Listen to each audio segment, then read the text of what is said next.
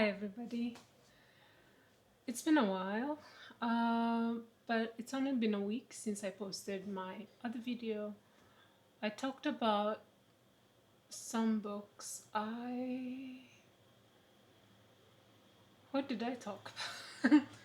Now that I think of it, I don't remember what I talked about in my last video, but today I went to the library. I was able to read quite a bit, but I mostly focused on writing. Um, Sarah Bakewell's Humanly Possible has been really influencing a lot of the writing and reading that I'm doing over the past few days. And also my book buying, which I just want to share some books and why I got them, where I got them maybe. I don't usually remember why I get some of these books. As you can see, most of them are used. I really love going to used bookstores because of the fact that it's not necessarily curated, and especially if a bookstore has both used and new books, that's like the best place to be, because you can dip into the more recently published books, but you can also find gems, and especially if the bookseller is passionate reader and they like love reading or writing, or it's always, you will never miss finding an interesting book. So in general, how do you find out what interesting books are, or what kind of books you should be sort of interested in a way that makes it possible for you to try and buy used books, which tend to be older books published in older, like a while ago, and they're probably not going to be like popular books except the classics. Sometimes they're just like random books that by very much uncelebrated authors who have their own, who actually worked hard enough to achieve the right to be called uh, really good authors. So in that way, how do you find out about these kinds of books? I think one of the easiest ways is to read nonfiction, especially books that revolve around people, literally figures, um, thought leaders, people who influenced the Enlightenment period, people who fought book burning through their writing, civil rights activists, journalists. For example, Gabriel Garcia Marquez was a journalist. So any book that makes you interesting and is interesting is ultimately going to be a book by a person. No one else is writing books. I mean, I don't know any cats who have written a book, but you have to be interested in people. That's the idea. Because people write books. Books are a work of human creativity. We made books exist. We also make books not exist. So you need to look for books that people in the past have tried to make non-existent. That is actually the main idea behind the book I read recently by Sarah Bakewell. And that book ultimately led me to have a book buying spree that revolves around authors who are less well known but also very much important in influencing literary writings today and throughout the centuries. So I'm going to go through that pile of books that I recently acquired. Maybe I'll talk just a little bit about why I got them. Barbara Pym's Quartet in Autumn. I literally got it because of the blurb at the front, but I also got it because she's a woman author. I haven't read her writing, and I've been in a period where I tried to find out as many women authors as possible who might not be exactly like well known, so I can read at least one of their books. So this is short. It's almost like a size of the Iris Murdoch book I read. It's The Italian Girl. So yeah, I'm going to read this sometime. And then I got Murphy by Samuel Beckett. I haven't read any of his books, but one time I was in the library.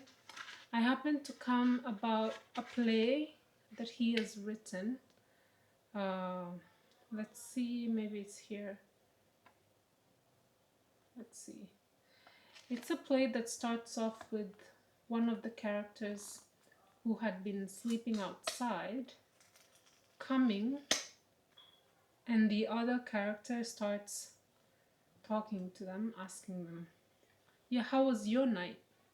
That's all I remember because I was reading it in French at the library. I only read like the first page.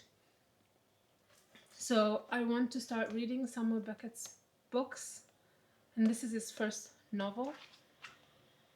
Yes.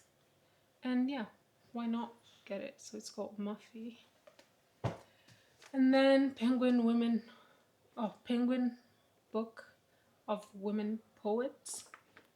Poetry by women can be very enlightening, and sometimes if those women had a room of their own, a room of one's own, room of their own, and they were able to write without any prejudice or restrictions or anger, more like artistically free, then you can learn a lot. I still got a lot to learn. So I bought this one because it has women poets from the ancient world, which is anonymous authors in Egypt. Sappho, that's from the ancient world. And then they have middle period. And then it's also the Renaissance and contemporaries. And then after that, it goes on and on and on, 20th century and modern poets, and goes on and on. I think there's even a Sylvia Plath on this one. Yes, Sylvia Plath, Ariel, Child, and Nick and the Candlestick.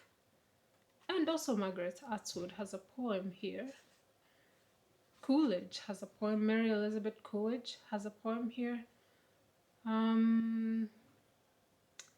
Yeah, so what other way to learn about being a woman than reading poems by women? And then Master and Margarita by Mikhail Bulgakov. Recently got the copy brought to me, so this one was already in the library, it's just that it was somewhere else. And then I also bought Man is the Measure by Ruben Abel. It's like a introduction to philosophy book. Sort of, so it tries to bring all together philosophy. It's like an introductory book for philosophy classes, but I'm gonna read it as just a getting to know things, you know. So this one says it's a cordial invitation to the central problems of philosophy. I like reading philosophy and books around philosophy, so for me it helps if every now and then I read an academic book on philosophy, just to get to know how to think about certain topics when you encounter them. And I'm also like an absolute lover of the Philosophy Now magazine. I've had the subscription for like 2 years now. So Colette, The Pure and the Impure, it's Colette at her Anais Nin era. So, nature of sexual relationships, bohemian and decadent milieu of her youth. So, decadent. Tessa Dahl, the daughter of Roald Dahl, who is a Charlie and the Chocolate Factory writer. Tessa Dahl is the daughter, and I read Kiss Kiss, which is a short story collection by him. Absolutely. And then, so I was interested when I saw Dahl. Oh yeah, I'm gonna buy it. So I'm gonna read it. It's called Working for Love. A young woman who has sought quite desperately for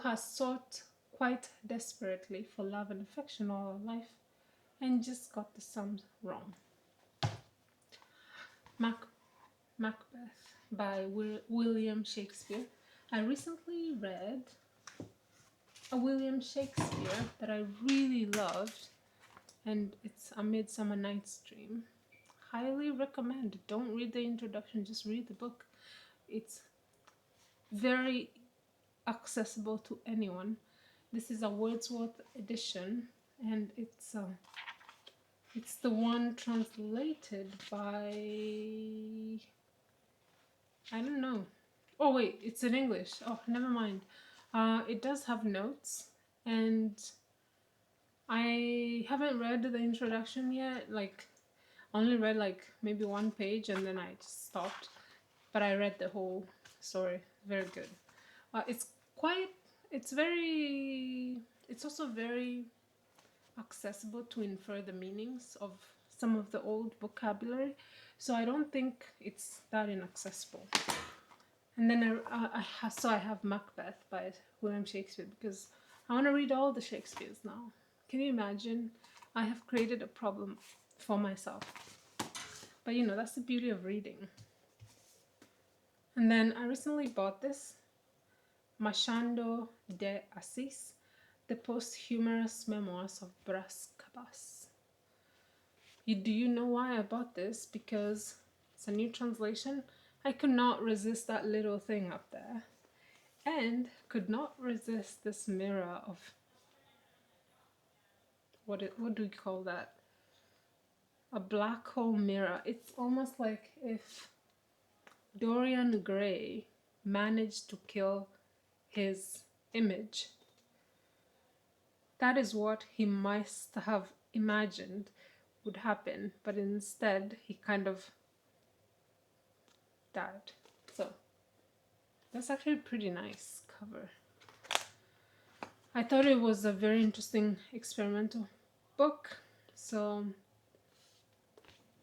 I got it, and I think I'm gonna put it up higher on my reading list, just because my mind is right now revolving around reading something that is intellectually stimulating, something from the South America, like Latin American authors. And he is, let me see, he is from Rio de Janeiro, yeah. And then I got Brages Lamotte by Georges Rodenbach, and it's translated from French. This is from the city of, what is his city? The city of Bruges, where the author, who is a Belgian writer, lived.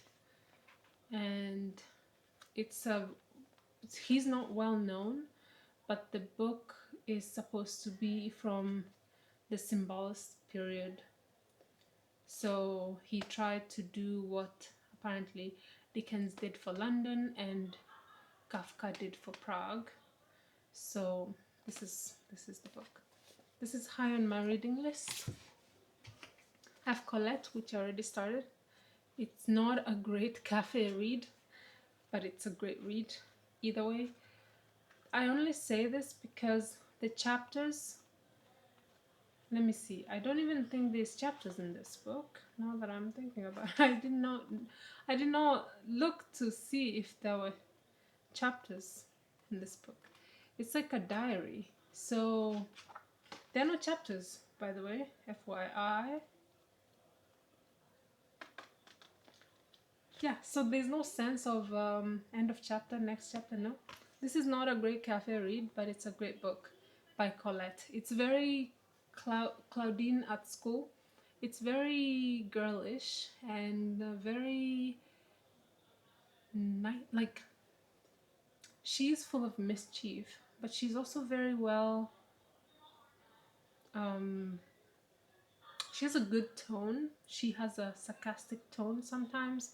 She puts a seductive tone sometimes. She's very playful, mischievous, but well read, I guess. Like she uses the right words. So the girl's voice in this book is not the same as the observations which I read. So this is also like a writer in a writer, like writer, author in an author kind of book. Patti Smith, Year of the Monkey. My other Patti Smith book has not been returned to me. I'm still waiting. I lent it out, but there you go. This is on top of my list because it's a great cafe read. Because this one has chapters and they're relatively short, but I find that Patti Smith makes you want to write. So she makes me become my best self at also expressing myself without a way of becoming another one, just like being yourself. Carmen and Other Stories by Prosper Mérimée. He's French, yes. The Son of an Academic Painter. I bought this because of the cover, unfortunately. That is interesting. I don't know how the fiction is. I've never heard of the author, and it's a short. This is like a collection of short stories. So, Carmen, Tamago, The Storm of the Redoubt, Colomba, and Lokis. Yeah, I like reading short stories. The fiction is limited, and I mean the time is limited in a short story. So an author has to be very good at being able to know when to start bringing out the guns in the story and then when to stop, because you could go on and make it a novel, but a short story writer has less freedom, I would say, to play around with character development. So they have to really focus on the main idea from the beginning and make it as interesting as possible. So I like reading short fiction for that purpose. Dead Souls by Nikolai Gogol. I thought the cover was nice. I hope the edition is good enough. This is Wordsworth Classics. I read Anna Karenina from a Wordsworth Classics, so I don't think I'll be disappointed. Yeah, more Russian literature. So, and then I have another one, The Government Inspector and Other Works, Nikolai Gogol. I got them together because they were together, so I was like, there's no way these could just go to different households. They have to come home with me. And then lastly, saving the best for last, Anais Nin, Delta of Venus. It's a glittering cascade of sexual encounters, she conjures up that, creating her own language of the senses and exploring sexuality and, in prose, female sexuality in a world where only love has meaning. So, passion. So this is Colette. This one will be read in pairing with the Colette book that I have. They're both quite short, so they make for good cafe reads. And also, like, if someone just sees you reading some wildly wild book in public. It's always, it can invite good conversation, because then you find out that someone else also has good taste. So yeah, this is really good as a cafe read because the chapters are quite small. They're based on people's names. So I would say the only cafe reads so far I have are, let's see, Patti Smith, Brages Lamotte, so these. So I'm gonna share these books as cafe reads on Instagram, because I'm pretty sure no one really watches these videos towards the end, because now it's 20 minutes and I'm not gonna edit it. I'm sorry, I just don't think I need to edit it. I think this is a form of personal autobiographical